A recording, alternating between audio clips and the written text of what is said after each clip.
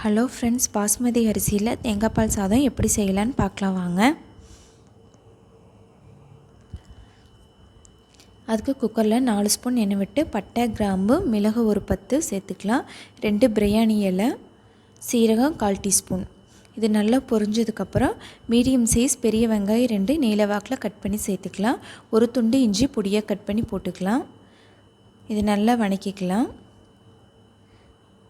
இப்போ 3 வரமிளகா 2ஆக கட் பண்ணி சேர்த்துக்கிறேன். வேணால் நீங்கள் பச்சை மிளகாவும் கூட சேர்த்திக்கலாம். இதை நல்லா மிக்ஸ் பண்ணிக்கலாம். இந்த மாதிரி கோல்டன் ப்ரௌன் கலர் வந்ததுக்கப்புறம் பச்சை பட்டாணி நம்ம சேர்த்துக்கலாம். சேர்த்து நல்லா மிக்ஸ் பண்ணிக்கலாம். இது நல்லா வணங்கினதுக்கப்புறம் நான் 2 டம்ளர் பாஸ்மதி அரிசி எடுத்திருக்கேன்.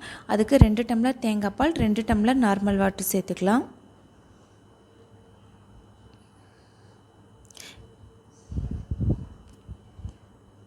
இந்த டைமில் உப்பு 1 ஸ்பூன் போட்டுக்கலாம். உப்பு செக் பண்ணி பார்த்துக்குங்க.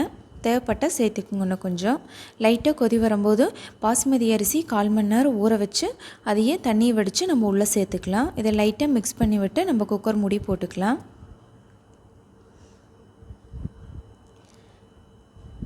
ஹை ஃப்ளேம்லேயே 2 விசில் விட்டு ஆஃப் பண்ணி அடுப்பு விட்டு வெளியில் எடுத்து வச்சுருங்க. இப்போ சூப்பரான பாஸ்மதி அரிசியில் தேங்காய் பால் சாதம் ரெடி. கரண்டியே இப்படி பின்னாடி திருப்பி கலரி விடுங்க. அப்போ தான் அரிசி உடையாமல் உதிரி உதிரியாகவே இருக்கும். நீங்களும் ட்ரை பண்ணி பாருங்கள்.